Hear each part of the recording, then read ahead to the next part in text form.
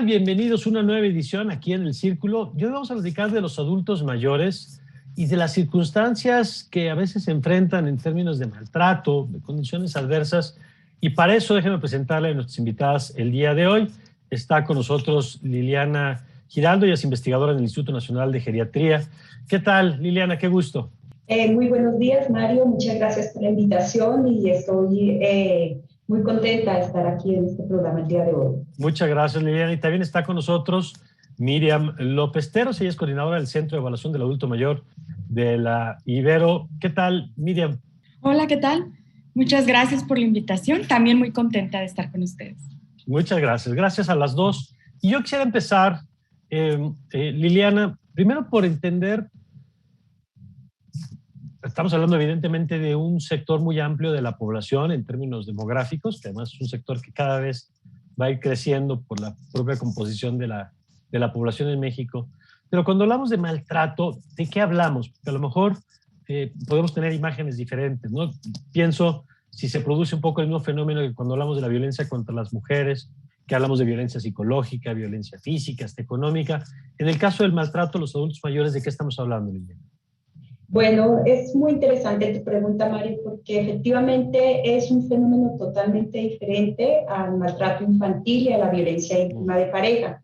Sin embargo, estamos hablando de la violencia o maltrato que sucede al interior de las familias. Por lo general, es ahí donde vemos el mayor incremento y la mayor afectación, ¿no? También tenemos otros tipos de maltrato y de violencia fuera del ámbito familiar, pero si nos enfocamos al ámbito familiar, tiene ciertas particularidades muy diferentes. Sin embargo, la violencia íntima de pareja sigue sucediendo en esta etapa de la vida. O sea, y muchas veces en el caso de las mujeres es una prolongación de la violencia íntima de pareja.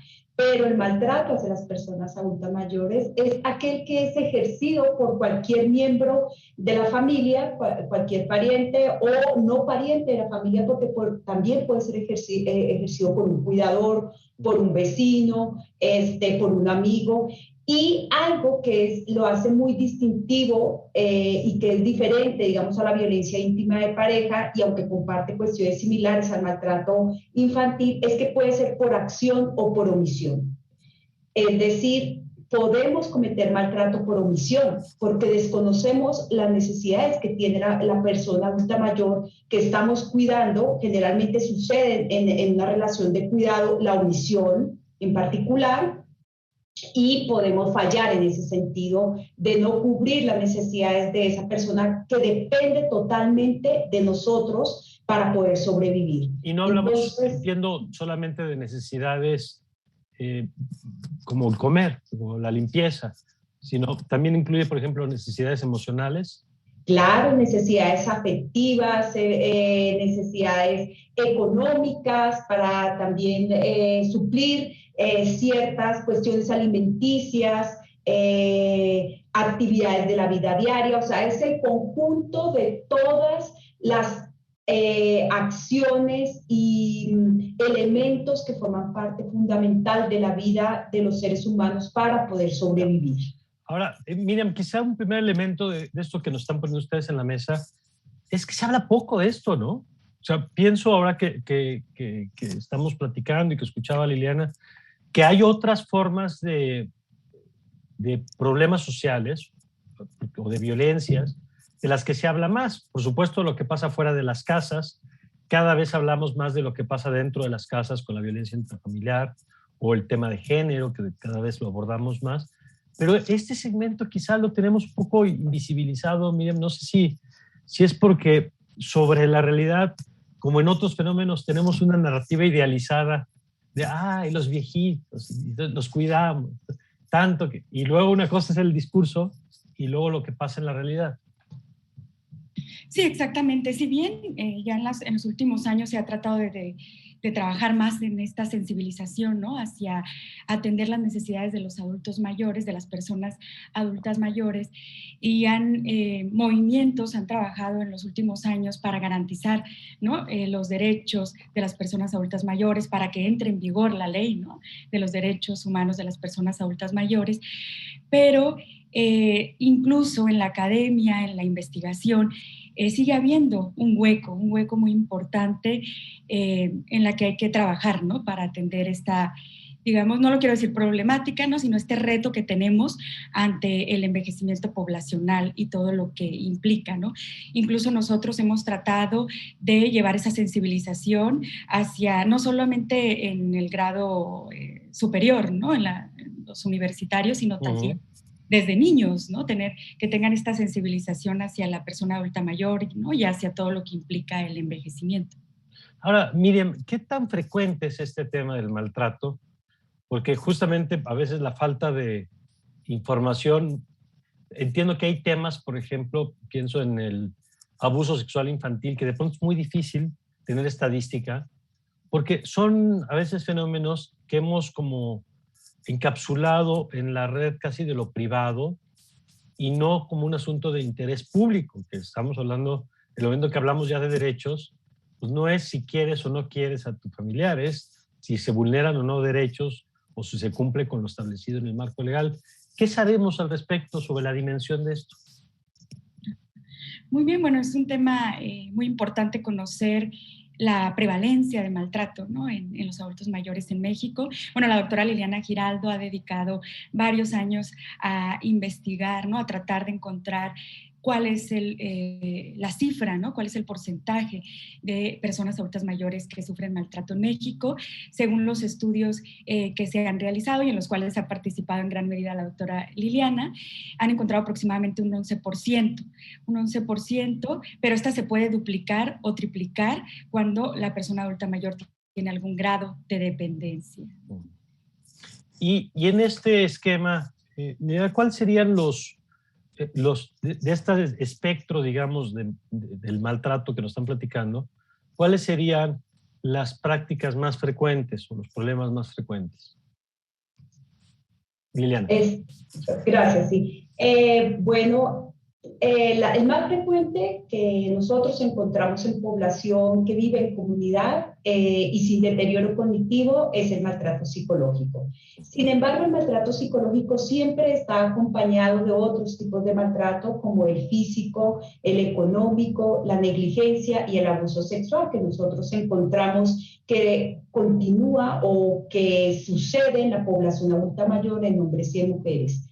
Y encontramos diferencias muy importantes por género que vale la pena, digamos, tocar, como que las mujeres tienden a reportar más maltrato psicológico, negligencia, abuso sexual, y los hombres tienden a reportar más abuso, maltrato físico y económico.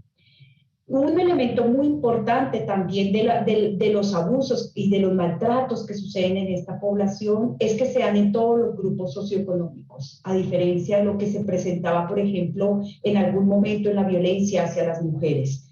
Es que aquí se dan todos los sectores de la población y, claro, como bien lo decía la doctora Miriam, aumenta según la vulnerabilidad que tiene la persona adulta mayor. Es decir, a personas que tienen deterioro cognitivo o que tienen un mayor número de limitaciones, este maltrato se triplica. Y también otro factor importante es que en las poblaciones más dependientes, física y emocionalmente, pueden suceder hasta 3 tipos de maltrato al mismo tiempo. Y nosotros siempre reportamos prevalencias en el último año, ¿no? Y en las mujeres es muy frecuente que los abusos hayan sucedido desde etapas tempranas de su vida, mientras que en el caso de los hombres no, es una cuestión más de edad que de género.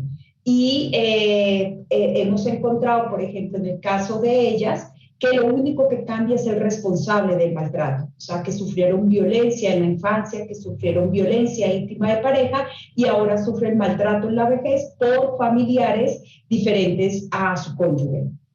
Es un fenómeno, entonces, Miriam, pues diríamos transversal en diferentes grupos sociales. ¿Y qué origina esta forma de violencia o estas formas de maltrato? Cuando se analizan las causas que están detrás, ¿qué pasa? ¿Que es una expresión más pues de la misma violencia que tiene otras salidas de pronto dentro de la propia familia? o cuáles son las causales, porque me parece que es importante en la lógica de lo que seguramente se ha investigado y que platicaremos un poquito más adelante, de políticas que se tienen que hacer, empujar para disminuir este fenómeno. ¿Cuáles son las causas más frecuentes de esta violencia o de este maltrato? Muy bien. Bueno, también resaltar que la prevalencia es similar tanto en hombres como en mujeres, ¿no? O sea, no hay una diferencia entre el género, ¿no? Y bueno, las causas, pues es un fenómeno complejo, ¿no? Es un fenómeno que pues es multifactorial, ¿no? Muchos factores contribuyen para que se dé este fenómeno. Hay varios factores, ¿no? Factores, por ejemplo, sociales, ¿no? Económicos. Dentro de las principales causas, por ejemplo, bueno, ahorita decíamos que no hay distinción en el nivel socioeconómico, ¿no? Pero bueno, también puede contribuir esta parte de si cierta familia tiene vulnerabilidad, falta de redes de apoyo por parte del Estado, ¿no?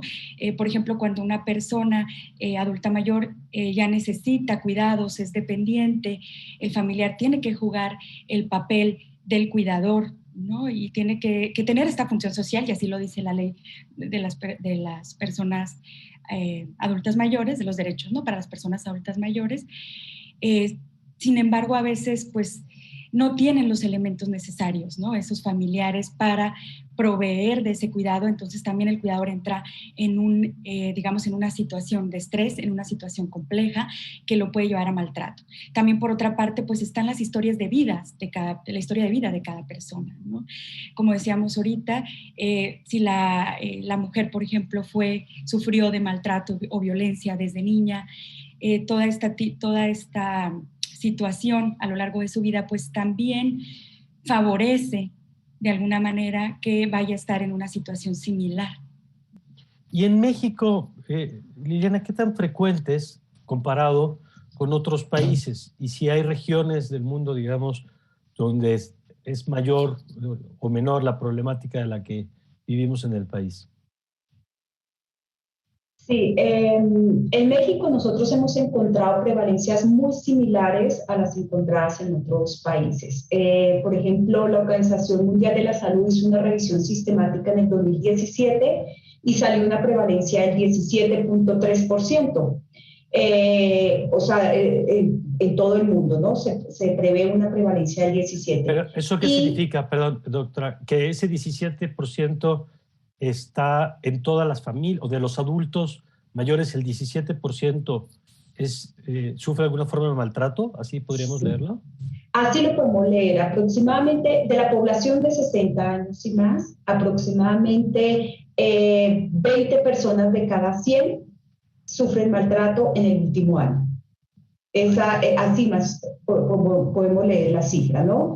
Y nosotros hemos encontrado prevalencias muy similares.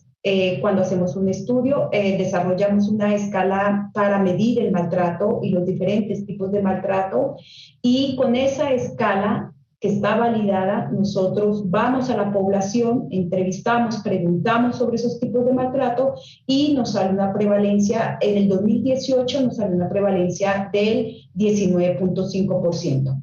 20% aproximadamente para las mujeres y un 19% para los hombres, lo que indica que no hay diferencias, como comentaba la doctora Miriam, no hay diferencias entre hombres y mujeres, ¿no? Este fenómeno que además yo la verdad me sorprende un poco que sea un fenómeno, porque hay algunos que sí son notables cómo cambia entre países, ¿no? Hay algunos casos que están más arraigados con ciertas condiciones socioeconómicas a lo mejor, y me sorprende que esté tan generalizado esta problemática a nivel internacional. Ahora que decía, doctora Giraldo, el tema de la medición, cuando dice que se mide, ¿quién lo mide? Es decir, en México tenemos encuestas, estudios, provienen de la academia, provienen del propio Estado mexicano como el INEGI. ¿Quién mide estos fenómenos? Mira, hay como dos vertientes, podría decir. Los investigadores que nos dedicamos a eso y que vamos a la población o que tomamos ciertos grupos de población, pueden ser pacientes que participan en un estudio particular o, por ejemplo, los estudios que hemos realizado aquí desde el Instituto Nacional de Geriatría con el apoyo del Consejo Nacional de Ciencia y Tecnología, lo que hacemos es encuestas. Vamos a las viviendas, aleatoriamente seleccionamos un adulto mayor y le preguntamos. Y eso es como la forma más cristalina para presentar el dato, ¿no? Pero también hay una encuesta muy importante a nivel nacional, que es la Encuesta Nacional de las Relaciones en los Hogares, la ENVIRE, 2016 fue la última, ahora se está levantando otra vez, y esa encuesta nos permite ver violencia hacia las mujeres y hacia las mujeres adultas mayores en particular. Y esa encuesta nos da una prevalencia en el 2016 del 17.6% para violencia fue diferente en el ámbito familiar por familiares, pero no por la pareja íntima, ¿sí? Si incluimos a la pareja íntima, la prevalencia aumenta al 24%. Vaya. Aumenta, porque como les comentaba, la violencia íntima de pareja pues se extiende, ¿no? Claro. Hasta los últimos días. El maltratador no deja de ser maltratador, no deja porque envejezca, claro. Entonces sí tenemos buenos instrumentos, también tenemos algunos otros instrumentos que miden extorsión, que miden percepción de violencia, y efectivamente pues ahí encontramos prevalencias muy altas en la población adulta mayor, y por eso nos llama la atención que no esté tan visibilizado si las mismas encuestas están mostrando que es un fenómeno frecuente en la población adulta mayor. ¿Y a qué atribuye, doctora, que no esté tan visibilizado?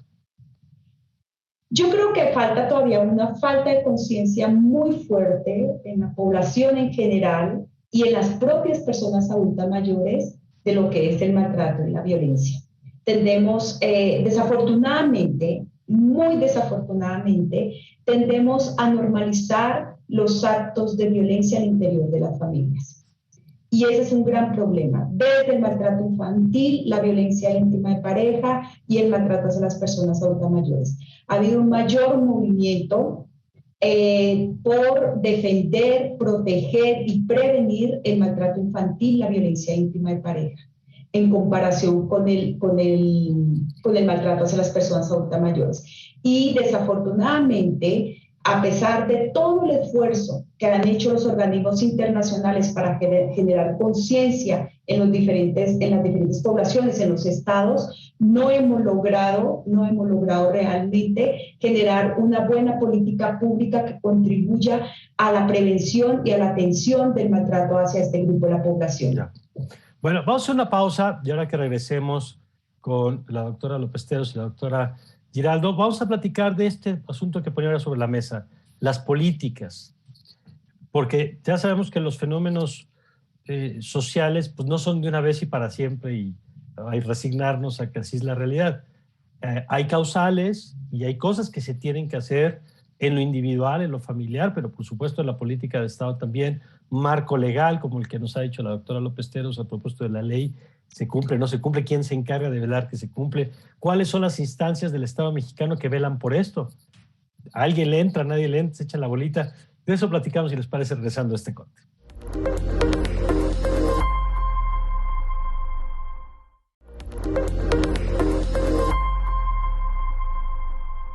Estamos de vuelta y platicábamos antes de irnos el corte, del marco legal que existe, y nos decía doctora López Teros que en México hay una ley al respecto, y le preguntaba yo qué tanto es distinto ese marco legal al general, por qué es necesario, desde cuándo se aprobó, y si en ese sentido le parece que cubre los aspectos más importantes. Sí, bien, si todas las personas tenemos, ¿no?, derecho a no ser violentados, a no sufrir ningún tipo de discriminación, a que el Estado nos garantice, ¿no?, la salud, la nutrición y una vivienda digna, sí era importante que entrara, en vigor, ¿no?, esta ley de los derechos humanos para las personas adultas mayores, para, hacer más visible, ¿no?, para garantizar que se cumplan esos derechos.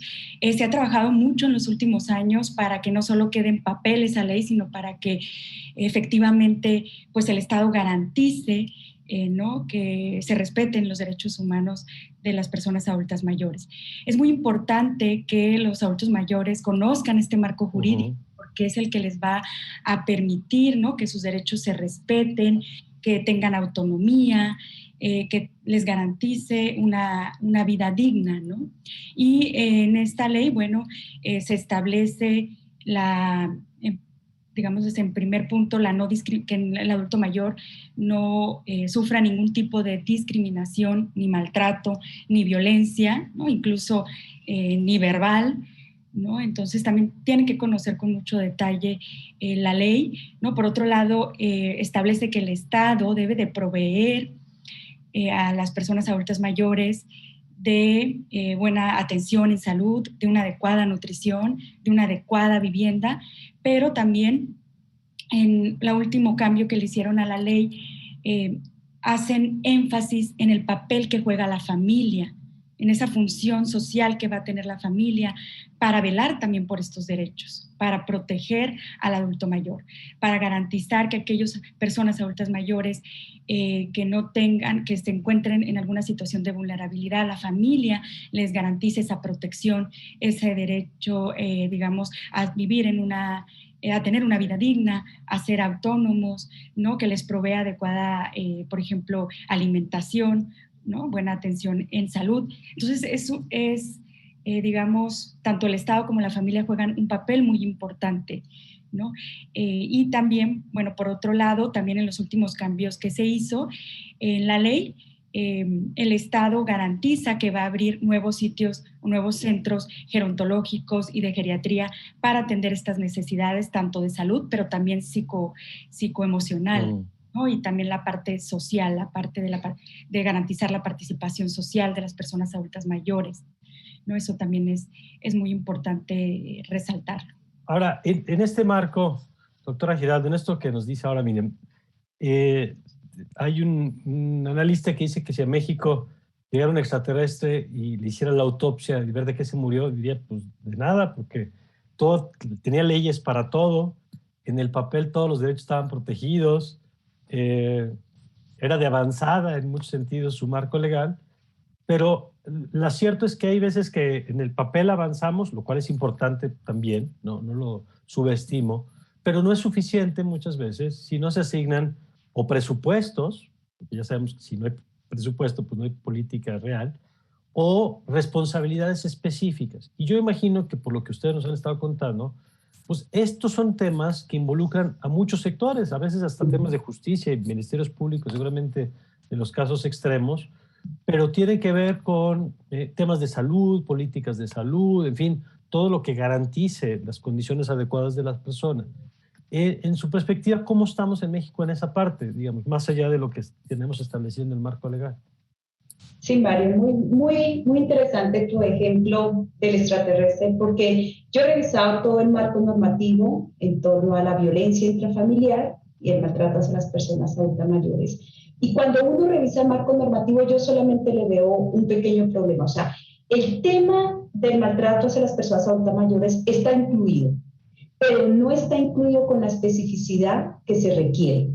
O sea, no está establecidas medidas de protección, medidas de acción específica para la población adulta mayor y teniendo en cuenta los diferentes tipos de maltrato, ¿sí? Como sí sucede, por ejemplo, para la violencia íntima de pareja y para el maltrato infantil. Está muy claro lo que se tiene que hacer. ¿Qué implica eso? Si tú tienes claridad y especificidad en los marcos normativos, entonces eso tiene que bajar. ¿Tiene que bajar en qué sentido? Efectivamente, en presupuesto, pero también en acciones específicas y también en capacitación y sensibilización para todos los servidores públicos. No Claro. solamente para los profesionales de la salud, sino para las personas que brindan servicios sociales, pero también para los que hacen política pública. Las personas que hacen política pública deben de entender qué es el maltrato y qué son las necesidades que tiene la población adulta mayor respecto a este problema para poder generar esa especificidad en la misma política pública. Yo sé, en esto que nos está diciendo, creo que hemos ido interiorizando, por ejemplo, el tema de la necesidad de los enfoques de género, ¿no? Que cuando se elabora una política, si es un hombre el que la elabora o una mujer, pero se hace más evidente cuando es un hombre, pues no lo haga solo desde su perspectiva, de su experiencia de vida, sino que incorpore la perspectiva de género para ver qué tiene que adecuar a esa política, ¿no? Pasa lo mismo entonces, por lo que estoy entendiendo, con políticas de este segmento de población. Sí, Mario, porque, por ejemplo, tenemos que incorporar la perspectiva de edad, si así le queremos decir, ¿no? O sea, tenemos que en la violencia tenemos que atender todas las etapas de la vida y reparar los daños.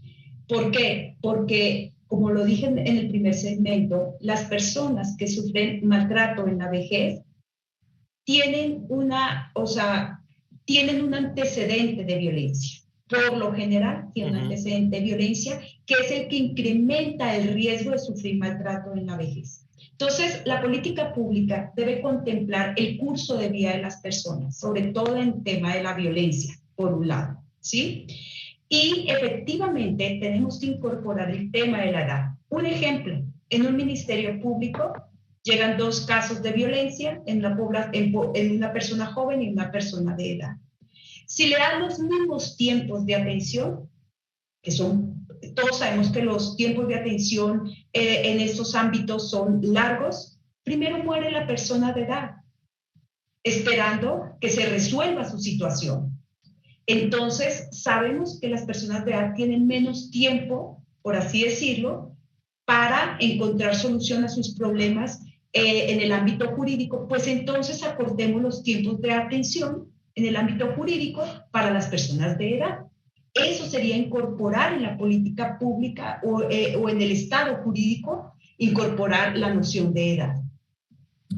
Ahora, pienso que cuando hablamos de infancia, hace unos años en México se creó el CIPINA, el Sistema de Protección a Niñas, Niños y Adolescentes, con sus bemoles y con... Pienso que en el tema de mujeres, pues tenemos mujeres y en el entendido de que son, que tienen que ser políticas transversales, pero pienso que hay una cabeza como visible de empujar el tema dentro de todas las áreas de gobierno. En el caso que estamos hablando, ocurre lo mismo, y si no ocurre, sería deseable que ocurriera, que hubiera una instancia, o a quién estamos depositando la tarea de hacer este seguimiento sistémico, digamos, de cómo el Estado está respondiendo a estas necesidades. Creo que hace falta fortalecer la estructura institucional en ese sentido. Tenemos agencias especializadas para la atención de la violencia a personas adultas mayores. Se creó en el 2010 la primera agencia especializada. Se han creado más agencias porque no dan abasto, porque están llenas de personas adultas mayores que acuden a estos establecimientos a buscar una respuesta a sus necesidades. Entonces, sí tenemos agencias especializadas para la atención de la violencia, pero necesitamos una institución a nivel nacional, porque todo está concentrado en la Ciudad de México, y necesitamos una institución a nivel nacional que resuelva. Los profesionales de la salud diariamente se están encontrando con casos de maltrato y abandono, sobre todo en temporada de vacaciones. Hay abandono en los hospitales, en los servicios de salud, se abandonan las personas adultas mayores. Pero ¿qué hacen los profesionales de la salud? No tienen las instancias a donde acudir para mandar a las personas adultas mayores que requieren una atención especializada jurídica, social, digamos, de todos los ámbitos para atender ese abandono y este maltrato que están sufriendo. Entonces, a nivel nacional tenemos que resolver el problema con una institución que realmente genere los canales y los protocolos y las redes de apoyo para que todos los servidores públicos puedan realizar acciones específicas en defensa y protección de la población adulta mayor. Ahora, en esa lógica, doctora López Teros, ¿dónde habría que poner esa instancia o esa coordinación? Porque entiendo que a veces el problema es cuando se fragmenta también, ¿no? Cuando hay, digo, qué bueno que existen áreas en específicas en la atención a lo mejor de denuncias, pero al ser un tema transversal, se requiere de pronto, y esa es la lógica de instancias como el CIPINA, pues instancias que puedan hacer primero una revisión de que todo el gobierno tenga este enfoque, y luego, por ejemplo, en los estados, que ahorita platicaremos con más detalle, porque imagino que, como en todos los temas del país, la situación puede variar de estado a estado. Pero en esto que estamos conversando ahora del diseño institucional para hacer frente a este problema, si es necesario y dónde habría que colocar una instancia que hiciera estas labores. Bueno, es una buena pregunta. Ahorita también es importante mencionar que pues hay algunas instituciones que colaboran, ¿no? a esta, digamos, a resolver esta problemática, como el INAPAM, ¿no? También el Instituto de Atención de los Adultos Mayores, ¿no? De la Ciudad de México. Y lo dice así la ley, ¿no? Que estos institutos tienen que colaborar para lograr que se garanticen estos derechos, ¿no? Sin embargo, pues, como también mencionaba la doctora Liliana, ¿no? Está muy centralizada la atención, ¿no? Se enfoca más a la Ciudad de México, falta, ¿no? Llegar a otros estados, ¿no? Tener una representatividad mayor a nivel nacional, ¿no? Y pues, digamos, también hablando del sistema del Plan Nacional de Desarrollo, ¿no? Hacer también, ahí establecer, no solo mencionarlo de manera general, sino decir las acciones específicas que se van a hacer y qué instituciones van a hacer esas acciones específicas para lograr que se cumplan estos derechos humanos, ¿no? Y esta protección ante las personas que sufren algún tipo de maltrato o violencia, ¿no? Porque también si la persona... Es difícil que una persona vaya a poner la denuncia, ¿no? A estas instancias, a estas agencias que mencionábamos, y si va y pone la denuncia y nunca es atendida la denuncia, pues va a haber una desmotivación, ¿no? Incluso ya muchos ya tienen la desmotivación previa, ¿no? Van a decir, no, pues no me van a dar la atención, no van a dar resolución, y no acuden, ¿no? E incluso los propios profesionales de la salud no tienen tampoco, o sea, digamos... No, como no se establece una acción específica, ese profesional de la salud lo detecta, pero dice, ¿y ahora qué hago con esta? Claro. Éticamente tengo que hacer algo, pero ¿qué hago si no me proveen de esas herramientas necesarias? Claro. Ahora, ¿qué papel juegan, Liliana, temas? Porque hablaban ustedes, por ejemplo, en algún momento de la dependencia económica. Sabemos que eso siempre coloca en situaciones de vulnerabilidad, ¿no? Cuando alguien es víctima de algún tipo de maltrato, pero no tiene las condiciones de independencia. ¿Qué papel juegan de pronto políticas como esta de las pensiones para los adultos mayores?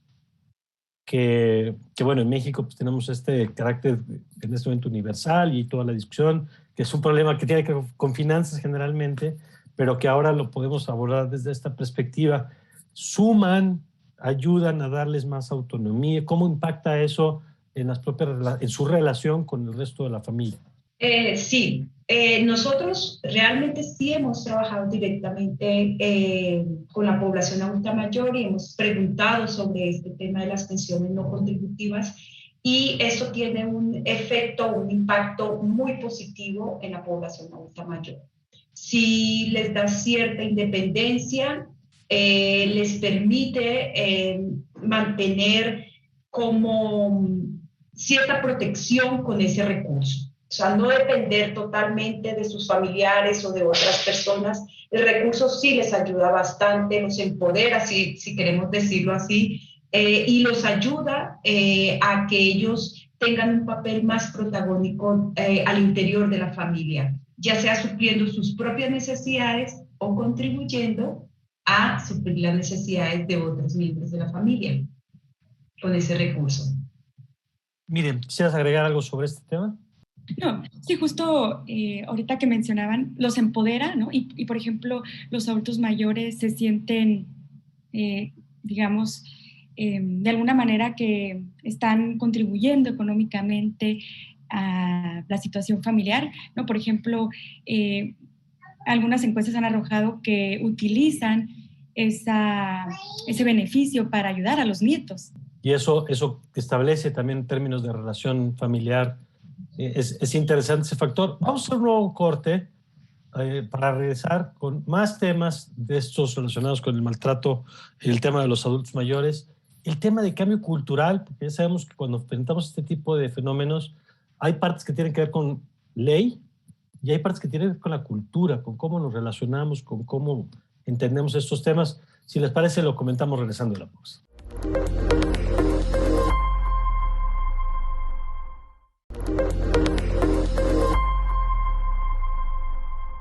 Estamos de regreso y antes de entrarle al asunto cultural que mencionamos antes del corte, Platicamos ahora en la pausa, doctora Lopestero, sobre el tema de la alimentación, que así como hemos hablado del tema de salud en general o el tema de la economía, también juega un rol importante en estos casos. Sí, no, como decíamos, bueno, la ley establece que el Estado y la familia deben de garantizar una adecuada nutrición, ¿no?, en las personas adultas mayores, pero según los resultados de las últimas encuestas nacionales, dentro de las principales causas de mala nutrición en esta población son el abandono, ¿no?, el aislamiento, que la persona haga una sola comida al día, la falta de redes de apoyo, ¿no? Entonces es importante tomar en cuenta esto, ¿no? Además,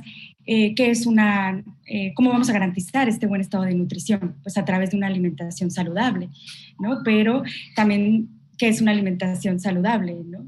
Entonces también es proveer, ¿no?, que el adulto mayor tenga una dieta que garantice esos nutrimentos que la persona necesita, ¿no?, para mantener adecuadamente. Y hay en esto, porque otra vez, y perdón mis referencias a otros grupos, pero en infancia lo tenemos claro, ¿no? Y pensamos que la alimentación con los desayunos escolares, es decir, se habla otra vez del tema. En este caso, ¿existe política pública que hable de esto, que atienda esto que estamos diciendo? Lamentablemente no existe como tal una política pública específica para la atención, ¿no?, de la mala nutrición en las personas adultas mayores. También es importante resaltar el tema de la inseguridad alimentaria, que también contribuye, ¿no?, a esta mala nutrición en los adultos mayores, ¿no? Hay una alta prevalencia de inseguridad alimentaria, ¿no? Yo creo que eso también es importante resaltarlo, ¿no? Por otra parte, también falta trabajar más en llevar estos conocimientos a toda la población, ¿no? No solo a la academia, de qué es una alimentación saludable para el adulto mayor, ¿no?, que implica una dieta correcta en la persona adulta mayor, ¿no?, donde debemos de cuidar sobre todo, por ejemplo, que el adulto mayor no pierda, por decir un ejemplo, no masa muscular, que esa alimentación sea adecuada para preservar lo más posible la capacidad funcional en las personas adultas mayores, ¿no? Entonces queremos transmitir el mensaje, ¿no?, tanto al público en general, a los familiares, a las personas adultas mayores, a los profesionales de salud, que se acerquen a conocer más sobre la nutrición, ¿no?, en los adultos mayores. Muy bien. Y decíamos ahora, doctora Giraldo, que es un tema de Estado, pero también es un tema cultural. Decía ahorita la doctora Lopesteros que la propia familia sepa. Y eso, ¿cómo se empujan estos cambios culturales? ¿Cómo se logran mover ese 17, 18, 19% de maltrato que además, por lo que nos decían ustedes al principio, es un problema que se vive en buena parte del mundo? ¿Cómo desmontamos incluso esta idea idealizada que a veces desde el propio gobierno se fomenta? Hemos escuchado, ¿no?, los abuelitos y la familia. Sí, todo está muy bien. Nada más que no siempre es así. No siempre en las familias se dan las mejores relaciones y no siempre se está dando las condiciones adecuadas a los adultos mayores, como prueban los datos que ustedes nos han puesto sobre la mesa.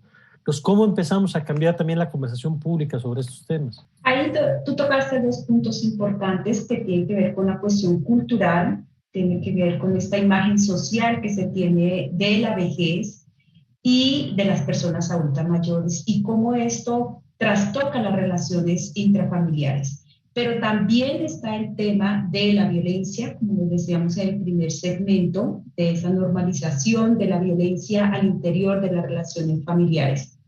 Entonces, una de las causas que nosotros también hemos encontrado asociadas al maltrato es las malas relaciones anteriores que hubo de los padres hacia los hijos y que luego esa mala relación se vuelve de los hijos hacia los padres. No quiero decir que esto sea la regla, no, solamente que sí se encuentra de manera frecuente, que cuando hay una mala relación histórica, por así decirlo, al interior de la familia, pues esa mala relación permanece y trastoca pues también en la etapa de la vejez, ¿no? Entonces, lo que cambian son como los responsables, como las formas, las direcciones hacia donde se va esa violencia, ¿no?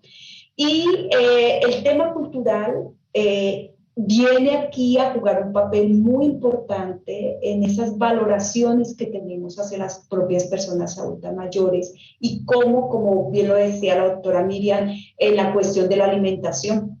Ahí es un claro ejemplo que tú decías, o sea, se alimenta más o se alimenta mejor a los niños que a la persona adulta mayor. ¿Por qué? Porque se tiene una idea de que la persona adulta mayor ya va de salida. Yo creo que hay que romper con esa idea. Todas las etapas de la vida son importantes y todas las etapas de la vida las tenemos que cuidar. Y en todas las etapas de la vida tenemos que tener buenas relaciones y tenemos derechos y tenemos responsabilidades. Si nosotros envejecemos creyendo eso y construyendo buenas relaciones y eliminando estos estereotipos que hay a nivel cultural hacia el envejecimiento y hacia las personas adultas mayores en particular, creo que podemos comenzar a tener un cambio que se va a reflejar tanto en la vida, en la calidad de vida de todos nosotros, como en las relaciones intrafamiliares. Me parece muy, muy importante esto que nos dice la doctora Giraldo, porque primero nos recuerda que la violencia no desaparece, ¿no? Va adquiriendo diferentes formas, no es que la violencia de la infancia un día ya deja de ser cuando tú se vuelve adulto, sino que va adquiriendo diferentes manifestaciones. Y yo insistiría en algo que ustedes han apuntado aquí, que es dejar de ver lo que pasa en las familias como un asunto privado, ¿no? Yo creo que, doctora Giraldo, es quizá uno de los puntos más importantes para muchas problemáticas, ¿no? Para esta de la que estamos hablando, pero para el tema de la violencia intrafamiliar, para el tema del abuso sexual infantil. Hemos construido como un muro idílico alrededor de la imagen de familia que a veces nos impide discutir estos temas como los que estamos haciendo ahora. Sí, efectivamente. En la atención médica, la violencia no se toma como un problema de salud, se toma como un problema familiar, un problema social, y que se tiene que resolver en el ámbito familiar. Y no, o sea, la violencia es un problema de salud porque afecta directamente la salud de las personas, genera limitaciones, discapacita a las personas, a diferencia, digamos, de otras enfermedades que podemos, que se tienen que tratar, o enfermedades crónicas. La violencia genera un puente más, un puente más corto, por así decirlo, a la limitación y a la discapacidad. Y lo peor es que se puede prevenir, a diferencia de otro tipo de enfermedades. Y sí, efectivamente, no podemos seguir dejando que la violencia sea un tema de la familia y que ahí se tiene que quedar, sino que tenemos que visibilizar y atender y involucrarnos en estos problemas que ya no son del ámbito privado, sino son problemas del ámbito público, y así está escrito, por así decirlo, en los diferentes instrumentos internacionales y nacionales. La violencia es un tema público que tiene que ser atendido por todos los sectores de la sociedad. De acuerdo. Y además, doctora López-Tero, supongo que ha entendido desde el tema de la vulnerabilidad de quien está viendo afectados sus derechos. Es decir, que no es una circunstancia muchas veces pareja, ¿no? Sino que por temas, lo decían ustedes, edad, físico, económico, no, es una población vulnerable que por lo tanto tiene que ser protegida por el Estado.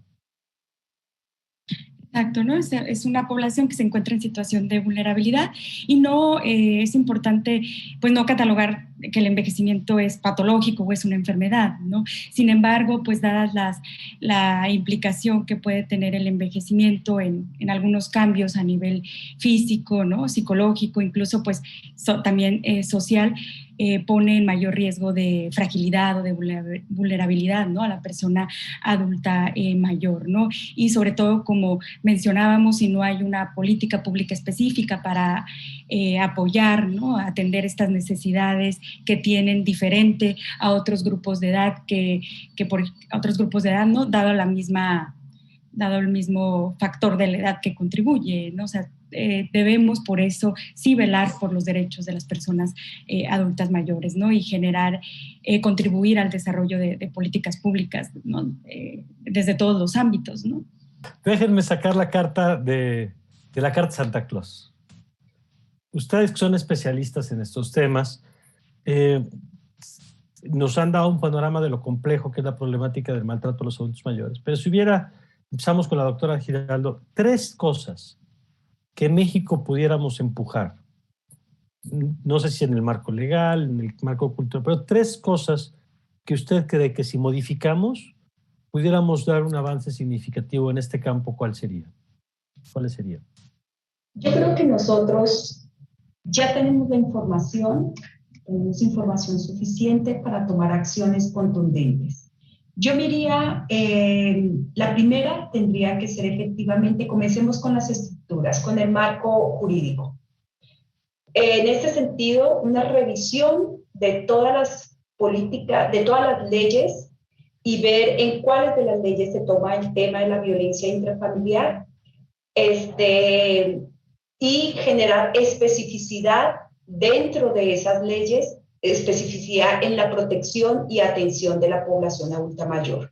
Es decir, sí está como grupo la atención de la violencia intrafamiliar hacia las personas adultas mayores. Sin embargo, cuando eso baja a programas específicos, se atiende la violencia íntima de pareja y no se atiende la violencia hacia las personas adultas mayores. Entonces, si yo genero unos marcos normativos, no un marco o un estatuto jurídico diferente, sino fortalezco los que ya tengo, ¿sí? Incluyo esta especificidad que requiere el maltrato hacia las personas adultas mayores, ya tengo un gran paso. Eso va a bajar. Entonces, ¿cómo lo bajo? Lo bajo con capacitación, con información. Un punto fundamental aquí es la capacitación en todos los niveles y sectores de la sociedad, ¿sí? A nivel educativo, generar conciencia de lo que es la violencia en general y de lo que es el maltrato, en particular hacia las personas adultas mayores. Y en ese sentido yo generaría capacitación tanto para los servidores públicos, tanto para los jueces, docentes, médicos, profesionales de la salud, generaría una buena capacitación. Y en tercer lugar, una conciencia ciudadana de lo que es el maltrato, la violencia o el buen trato hacia las personas adultas mayores. Una conciencia y una sensibilización. Conciencia va de la mano de sensibilización y creo que ahí me iría a la población en general y a la población adulta mayor en particular para que aprendamos a identificar que lo que estamos viviendo es maltrato, violencia y que nos afecta y tengamos las herramientas para poder detener estas acciones. Entonces ahí me iría más a lo particular en esta concientización. Muchas personas adultas mayores sufren violencia y maltrato y no saben que están sufriendo, ¿sí? Y lo justifican. Y ahí es donde tenemos uno de los problemas más graves. Y piensan que la solución es la muerte de ellos, que con eso ya se soluciona el problema. No. Aquí hay un error muy grande y eso es lo que tenemos que trabajar a nivel de concientización y de sensibilización. Yo creo que en esto que nos dice la doctora Giraldo, asumo la parte que nos toca a los medios de comunicación, porque el visibilizar la problemática, el dejar de ver como normales cosas que no son normales, el dejar de responsabilizar a las víctimas, que lo hacemos en otros campos y parece que aquí también a veces lo terminamos haciendo, pues es fundamental, ¿no? Por eso yo les agradezco que hoy haya sido esta oportunidad de estar hablando de estos temas. Estoy seguro que la doctora López Teros habrá elementos de lo que nos dijo ahorita la doctora Giraldo que coincide de la Carta Santa Claus, pero si hubiera otros 3 elementos que usted quisiera poner en la mesa en el sentido de ver qué creo que es importante, qué me gustaría que empezáramos a hablar o a mover en México, ¿cuáles serían esos puntos? Bueno, también totalmente de acuerdo. De hecho, yo cuando hizo la pregunta, lo primero que se me vino a la mente fue aumentar esta sensibilización y esta concientización, ¿no? Hacia esta problemática. Pero bueno, también hablábamos que esto no se presenta cuando ya empieza a ser adulto mayor, ¿no? Cuando ya tiene 60 años o más, sino que viene desde atrás. Entonces, también hacer políticas públicas que tomen en cuenta toda la perspectiva de curso de vida, ¿no? Por ejemplo, desde el nivel preescolar, dar este apoyo también, un apoyo psicológico, emocional, un seguimiento, donde se puedan abordar estos problemas, donde la persona pueda expresar estos problemas, ¿no? también decíamos, la familia juega un papel muy importante, entonces dar herramientas a las familias para mejorar la dinámica familiar, para poder identificar casos de maltrato, de violencia, ¿no? Entonces yo creo que la parte también de la educación, como ya se mencionó, ¿no? Entonces serían los principales elementos, ¿no? Que empezáramos desde las primeras etapas de vida. Pues yo creo que es una tarea pendiente que tenemos en México, que es un asunto muy complejo del que se habla, como decíamos al principio, poco. Y yo quisiera nada más terminar con la invitación para gente que nos está viendo, que quisiera saber más de esto, que quiera acercarse pronto a instituciones. Lo platicamos en el corte, doctora López Teros, por ejemplo, la Ibero en este caso hace trabajo al respecto. Si nos pudiera dar a lo mejor alguna referencia nada más para quien quiera conocer más o acercarse, y lo mismo después con la doctora Giraldo. Claro que sí. Bueno, en la Ibero contamos con el Centro de Evaluación del Adulto Mayor, que tiene como principal objetivo promover un envejecimiento saludable.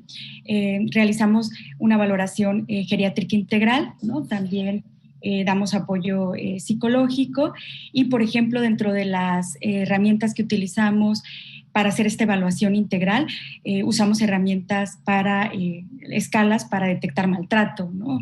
O violencia.